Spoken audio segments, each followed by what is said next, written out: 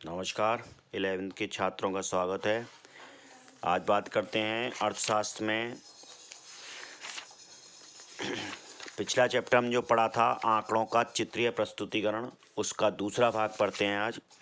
आवर्ती चित्र आयात में, जिसमें आयात चित्र, बहुभुज, आवर्ती वक्र तथा संचयी आवर्ती या ओजाइब, ये किस इस तरह दूसरी प्रकार से जो प्रस्तुतिकरण किया जा सकता है चित्र आंकड़ों का चित्र में प्रस्तुतिकरण में, उसमें दूसरा भाग है आवर्ती चित्र आयात। और इसमें जिसमें आवर्ती चित्र में हम आयत बनाते हैं, बहुभुज, आवर्ती वक्र बनाते हैं। तो आप आवर्ती आयात चित्र से क्या तात्पर्य से समझते हैं। आवर्ती आयात चित्र वह ग्राफ है जिसमें अखंडित आवर्ती वितरण को लंबे सटे आयतों द्वारा प्रस्तुत किया जाता है। तो इसमें सबसे पहले बात करते हैं समांतर वर्गांतर वाले आयत चित्र, यानी कि आयत के द्वारा आयत बनाते हुए हम इन आंकड़ों का प्रस्तुतिकरण कर सकते हैं। जहाँ पर समांतर वर्गांतर वाले आयत चित्र मतलब है ऐसे वर्गांतर से आयत चित्र बनाना जहाँ पर वर्गांतर जो हैं वो समान है। जैसे कि इस एग्जाम्पल में हम देखते हैं 10 से 20, 20 से 30, 30 से 40, 40 से 50, 50 से 60, यानी कि सभी वर्गांतर बराबर के हैं। 10-10 का सब में फ़र्क है, सभी वर्गांतर बराबर हैं। यहाँ इसमें विद्यार्थियों की संख्या दे रखी है, तो ऐसी स्थिति में हम इस तरह से ये इस समस्या इसको प्रदर्शित कर सकते हैं। नीचे ले लिया हमने 10 से 20, 20 से 30, 30 से 40, 40 से 50, 50 से 60, 60 से 70, 70 से 80, 90, यानी कि ओ एक्स पर हमने ले लिया क्या, प्राप्तांकों का वर्गांतर। इसी तरह अब ये 0 से 10 और 10 से 20, 20 से 30 जो यह वाले हैं वही वर्गांतर हमने यहाँ ले लिए इस ओ एक्स पर।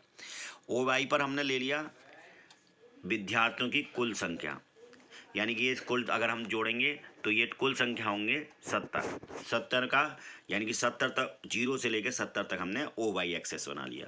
अब देखिए तो 10 का 20, 30, 40, 50, 60, 70 इस तरह से ये हम बना लिए। अब पहली फ्रीक्वेंसी है यानी कि 12 की 10 से 20 के बीच में, तो 10 से 20 के बीच में आ गए हम। और यहाँ 10 से ऊपर पॉइंट एक वर्ग बना लिया 12 का, ये वर्ग बन गया 12 फ्रीक्वेंसी। इसके बाद फिर कहता है वो 30 का अगली फ्रीक्वेंसी में, यानी कि 20 से 30 के बीच में 30 हैं, तो यहाँ एक 30 का वर्ग बनाया। अब इसमें ध्यान ये रखना है कि पहले वर्ग से मिला हुआ होना, टच सटा हुआ होगा। यहाँ पर सारे वर्ग एक दूसरे में सटे हुए हैं, जो भी हमने सारे वर्ग बनाए हैं वो सारे एक दूसरे से सटे हुए हैं। इस तरह से हम ये कहलाता है समान वर्गांतर वाले आयत चित्र द्वारा प्रस्तुतिकरण। इसके बाद बात करते हैं असमान वर्गांतर के आवर्त, यानी जब वर्गांतर असमान हो, यानी कि उनमें डिफरेंस अलग अलग हो, तब ऐसी स्थिति में हम किस तरह से, क्योंकि अगर हम असमान वर्गांतरों में आवर्ती चित्र बनाएंगे, अगर समान वर्गांतरों में तो हमने एक समान से ले लिए वर्गांतर, लेकिन इसमें वर्गांतर अलग अलग हैं, तो ऐसी स्थिति में जो चित्र बनेगा वो बहुत ज़्यादा टिपिकल्ट भी होगा और समझ में भी नहीं आएगा। इसलिए हमने यहाँ असमान वर्गांतर में किस तरह से बनते हैं, तो ज़रा ध्यान से देखिए इस चीज़ को। अगर उदाहरण के तौर पर हम ये लेते हैं, एक है साप्ताहिक वेतन दे रखा है, उसने कार्यरत कर्मचारियों की संख्या दे रखी है, श्रमिकों की संख्या। तो देखिए पहला वर्गांतर 10 से 15 का है, दूसरा वर्गांतर 15 से 20 का है, फिर 20 से 25 है, फिर 25 से 30 है, फिर 30 से 40 हो जाता है, यानी कि इसमें 10 का फ़र्क हो जाता है। और यहाँ 40 से 60 हो जाता है, यानी कि इसमें 20 का फ़र्क हो जाता है। और इसमें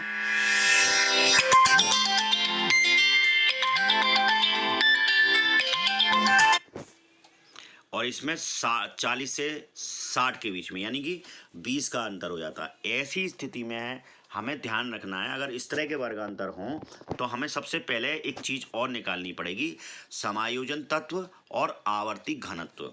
तो उपरोक्त आवर्ती वितरण में न्यूनतम वर्गांतर जो है हमने देखा 10 से 15 का है, यानी कि 5 का है, या फिर 10 का है, या फिर 20 का है। तो यहाँ न्यूनतम सबसे पहले हम देंगे उपरोक्त आवर्ती वितरण में न्यूनतम वर्गांतर 5 का है, यानी कि न्यूनतम वर्गांतर देंगे।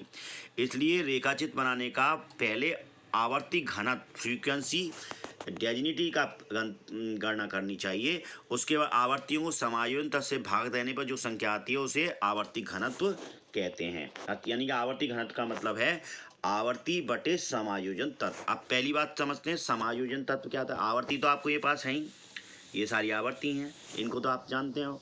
अब बात करते हैं समायोजन तत्व क्या होता है। तो समायोजन तत्व से मतलब है जो न्यूनतम हमने वर्गांतर है उसका भाग, जो वर्गांतर हमारे पास हैं उसका भाग उसके अंतर में से देंगे। जैसे कि यहाँ 10 से 15 के वर्गांतर के बीच में कितने का फर्क है, 5 का। वर्गांतर 5 कितना है, 5 का। और न्यूनतम वर्गांतर हमने कितना भी देखा था, 5। तो उसी का भाग हम देकर समायोजन तत्व ज्ञात कर लेंगे। इसी तरह यहाँ से 30 से 40 के बीच में था, यानी कि 10 का वर्गांतर था, तो यहाँ 10/5 आ जाएगा, यानी कि न्यूनतम वर्गांतर का भाग दे देंगे उसमें। तो यहाँ हमारा 2 समायोजन तत्व निकल के आएगा, वो 2 निकल के आएगा। इसी तरह 40 से 60 के बीच में 20 है, और हमारा समायोजन हमने जो तत्व मांगा वो 5 है, तो इसका मतलब 4 समायोजन तत्व निकल के आ गया। 60 से 80 के बीच में 20 है, तो 5 का हमारा न्यूनतम तार बंद है, इसका मतलब 4 यहाँ पे भी समायोजन तत्व निकल गया। अब बात करते हैं आवर्ती घनत्व की। आवर्ती घनत्व क्या कहा हमने बोला, आवर्ती घनत्व निकालने की सूत्र है आवर्ती बटे समायोजन तत्व, यानी कि जो हमने समायोजन तत्व निकाला है उसका आवर्ती में भाग दे देंगे। तो यहाँ तो 1 निकल के आया, तो हमने 7 इसकी आवर्ती हो रही थी, तो है ना, 7 में 1 का भाग दे दिया, तो 7 आंसर निकल आएगा, यानी कि इसकी फ्रीक्वेंसी 7 ही रहेगी।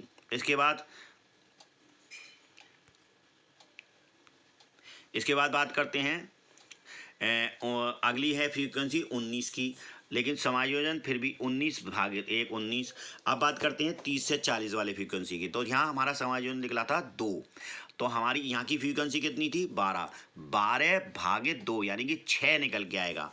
इसी तरह 40 से 60 के बीच में हमारी फ्रीक्वेंसी कितनी है, 12, और लेकिन समायोजन तत्व निकल गया 4, तो 12 में 4 का भाग दे दिया, 3 निकल आया। इसी तरह 60 से 80 में फ्रीक्वेंसी कितनी फर्क, वर्गांतर कितने का, 20 का, न्यूनतम वर्गांतर 5 का, तो हमारा समायोजन तत्व निकल गया 4, तो हमारी फ्रीक्वेंसी कितनी है, 8। 8 में 4 का भाग दे दिया, 2।